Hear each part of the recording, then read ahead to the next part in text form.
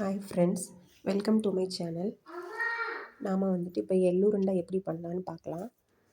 எள்ளுருண்டைக்கு நான் வந்துட்டு இந்த சின்ன கிளாஸில் 3 கிளாஸ் எடுத்துக்கினேன். ஃபஸ்ட்டு 1.5 கிளாஸ் தான் போட்டேன். 1.5 கிளாஸ் போட்டால் ஒரு 10 எள்ளுருண்டை வரும். அதுக்கப்புறம் நான் ஆட் பண்ணிக்கிட்டேன். 3 கிளாஸ் போட்டேன். 3 கிளாஸ் போட்டால் 20 எள்ளுருண்டை கிட்ட வரும். அதை நம்ம நல்லா வாஷ் பண்ணி எடுத்துக்கலாம். இல்லைன்னா குப்பை ஏதாச்சும் இருக்கும், காட்டிலேருந்து வர்றதுனால அவங்க எடுத்து கீழே போட்டு எல்லாத்தையும் எடுத்து வச்சுருப்பாங்க. கண்டிப்பாக குப்பை இருக்கும், அதை எடுத்து நல்லா வாஷ் பண்ணி இந்த மாதிரி எடுத்து வச்சுக்கலாம். அதுக்கப்புறம் அதுக்கு தனியாக பாகு காய்ச்சறதுக்கு 3 டம்ளருக்கு வந்துட்டு ஒரு ஒரு முழு வெல்லத்தில் உருண்டை வெல்லம் சொல்லுவாங்கள்ல, அதில் வந்துட்டு ஹாஃப் போட்டேன். அது பாகு காய்ச்சி எடுத்து வச்சுட்டு நல்லா கெட்டியாக எடுத்து வச்சுக்கணும். தண்ணியாக இல்லாமல் கொஞ்சம் கெட்டியாக ஹாஃப் போட்டோம்னா அதில் வந்துட்டு ஹாஃப் கிளாஸ் வாட்டர் மட்டும் ஆட் பண்ணோம்னா கொஞ்சம் கெட்டியாக வரும். அதுக்கப்புறம் கொஞ்சம் கொஞ்சமாக போட்டு நல்லா வறுத்து எடுத்துக்கலாம். இதில் நல்லா வறுத்து எடுத்துட்டு இதையும் கொஞ்சம் அப்படி கிண்டி எடுத்துக்கலாம்.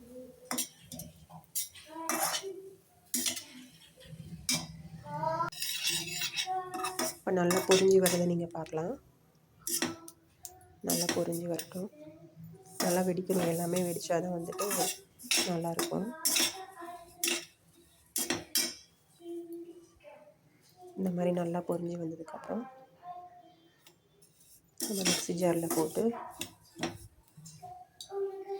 அரைச்சிக்கலாம். நல்லா ஒன்று போல் கிண்டி விட்டால் தான் நல்லா பொரியும். மிக்ஸி ஜாரில் போட்டு நல்லா அரைச்சி இந்த மாதிரி எடுத்து வச்சுக்கலாம். அதில் பாகு வந்துட்டு கொஞ்சமாக சேர்த்தாலே போதும்.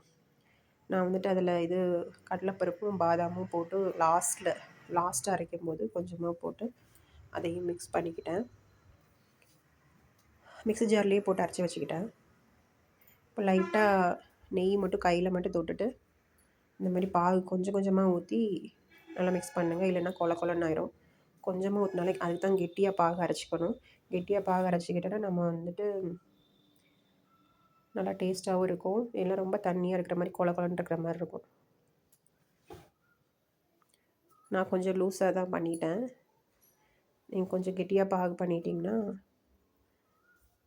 நல்லா வரும்.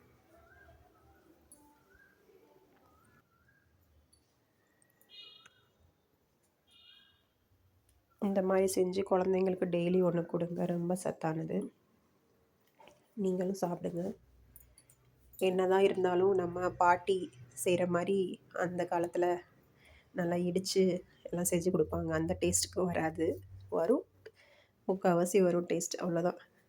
என்னதான் இருந்தாலும் இடித்து செய்கிற மாதிரி இருக்காது. எல்லாத்தையும் போட்டு இடித்து ஒரு அரை மணி நேரமாக செஞ்சிகிட்ருப்பாங்க.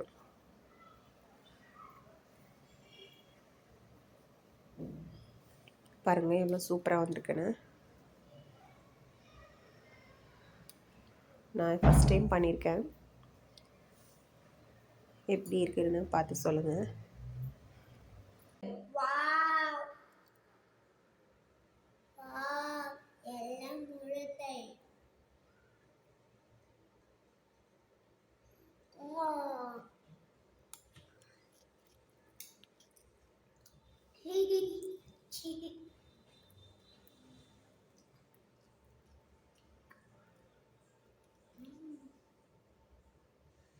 யம்மி சூப்பரா இருக்கா? என்னது? எள்ளுருண்டை.